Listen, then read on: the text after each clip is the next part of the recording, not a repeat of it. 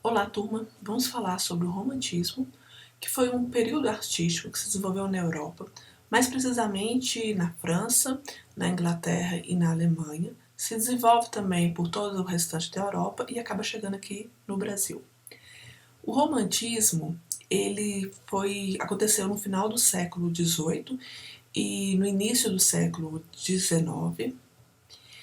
Tem como contexto histórico a Revolução Industrial e também a Revolução Francesa, então ele acontece ao mesmo tempo do neoclassicismo e anuncia uma ruptura com a estética neoclássica, ou seja, ele é um movimento artístico que acontece ao mesmo tempo do neoclassicismo. Então podemos afirmar que o romantismo ele acontece ao mesmo tempo, mas ele faz uma oposição ao neoclassicismo, negando características como o academicismo, a racionalidade, o rigor científico, a composição simétrica, a harmonia e beleza estética, a simplicidade e equilíbrio das formas que eram características do neoclassicismo. Assim a gente vê que o neoclassicismo é diferente do romantismo, e o romantismo é um resgate já do período barroco, onde a gente consegue ver aproximações entre as duas obras, porque temos características como a composição assimétrica em diagonal, o acentuado contraste de claro e escuro, o excesso de informação, a dramaticidade, as linhas curvas e o exagero. Então, o romantismo é um resgate do barroco e faz uma oposição ao neoclassicismo. Os temas, né? Quais são os temas do romantismo? São divididos em 3 grupos, sendo que o primeiro grupo vai tratar com temas como autorretratos e retratos, temas como histórias e literatura, ainda vai ter a mitologia sendo representada. Temos um segundo grupo que vai trazer temas que representam a alma romântica, emocional e apaixonada, idealista e simples dos românticos. Aqui a gente vai ter temas retirados da atualidade política social da época, naufrágios, revoltas sociais, lutas nacionalistas e seus heróis, lutas pela libertação da minoria. Temos ainda nesse grupo temas inspirados no mundo dos sonhos e da fantasia, no mundo interior do artista. Temos ainda a vida animal, animais selvagens e indomados sendo representados. Costumes populares e feiras e romarias. Temas como tradições, hábitos e raças exóticas, civilizações não europeias como chinesa, Japão, da China, Japão, Índia, norte da África, e paisagens retiradas com simplicidade e nostalgia de uma forma dramática, emocional, projetando o estado de espírito do artista. É como se nessas obras a natureza respondesse aos sentimentos humanos. E por fim, temos um terceiro grupo que vai trazer para a gente uma composição com árvores mortas, ruínas cobertas por vegetação, que mostra a passagem do tempo e o ciclo da evolução. E ainda uma composição solitária e indefesa perante as forças da natureza, olhando nostalgicamente para o horizonte. Então, assim, nós temos as 3 temáticas características do romantismo. Vamos agora para as características da pintura do romantismo. Percebemos nas obras uma livre expressão da personalidade do artista, linhas oblíquas, diagonais e sinuosas, resgatando o barroco, corte com o academicismo neoclássico, rompimento com essa arte acadêmica, o trágico e o dramático aparecem nas pinturas, o sentimentalismo das cenas, o intenso efeito de claro e escuro, outra característica que a gente percebe que vem do barroco, a cor prevalece sobre o desenho linear, temos uma pincelada aparente e ênfase nas cores. E por fim, o movimento e a emoção tomando conta da obra do romantismo. Os principais pintores do romantismo são o Delacroix, o Théodore Géricault,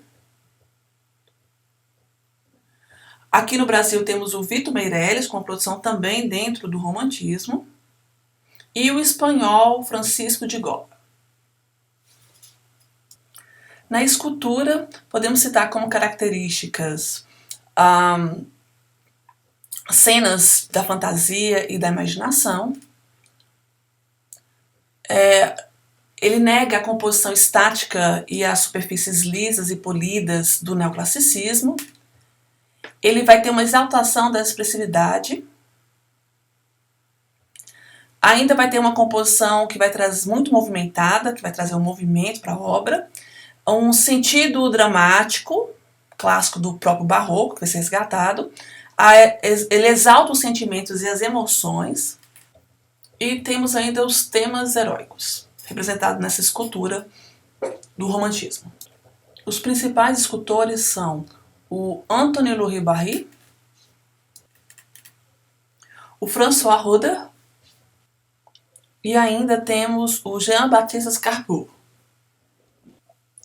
Na arquitetura, nós podemos falar que há um predomínio das temáticas exóticas, discursos pitorescos. Temos aqui um aspecto excêntrico e inusitado que fugia da simetria exaltada na arquitetura neoclássica. Assim, podemos afirmar que a arquitetura romântica faz uma oposição à arquitetura neoclássica, como acontecia na pintura. Temos aqui ainda um resgate da arquitetura medieval e do Oriente. Podemos falar que nós temos construções neogóticas, ou seja, vai ser um novo gótico, uma construção que vai trazer para a gente um resgate da arquitetura gótica, que tinha abóbadas de nervuras, ainda o uso de arcos botantes, que eram bem característicos, né, da arquitetura gótica, que dava sustentação a essa igreja, que era extremamente verticalizadas, os vitrais, né, as rosáceas, outro elemento arquitetônico bem característico, né, do gótico. Temos ainda as construções neorromânicas.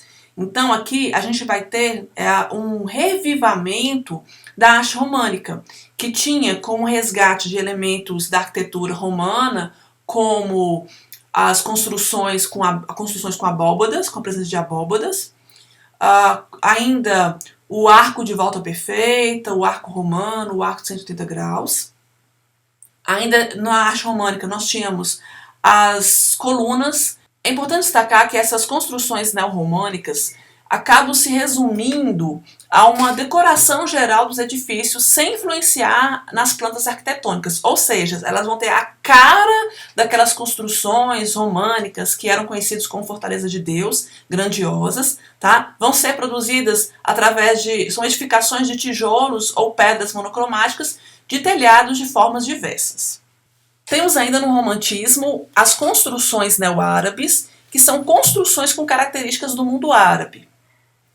Nessas construções, nós vamos enxergar um reflexo do fascínio pelo exótico da cultura e da arte dos países orientais. Aqui, as inspirações foram utilizadas, incluindo a arte do Império Otomano, do norte da África, da Andalúzia, do Médio Oriente e do Império Mogol e da Índia.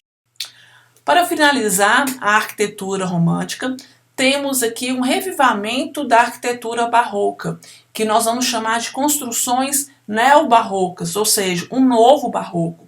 Aqui nós temos uma construção que vai fazer o quê? Trazer para a gente, exibir traços característicos do estilo barroco. Então vamos lembrar como é que era essa arquitetura barroca. Era uma arquitetura que usava da iluminação para criar sensações misteriosas, não negava as formas clássicas.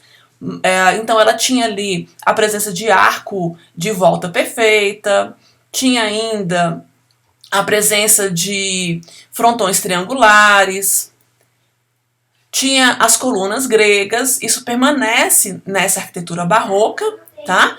E a presença das abóbadas. Então eu vou trazer isso aqui no neo-barroco. Usava ainda muita curva, então vai ter um excesso de curva nessas construções. Nós vamos ter isso aqui também nessa arquitetura neo-barroca. Temos afrescos de tetos usados em larga escala, vamos resgatar isso aqui nessa arquitetura românica. e ainda uma sensação de infinitude e grandiosidade.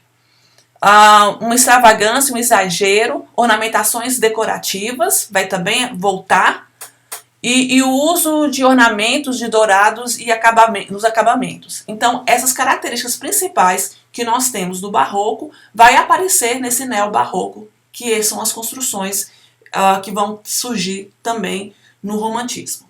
É isso, espero que vocês tenham gostado do romantismo. Até o próximo.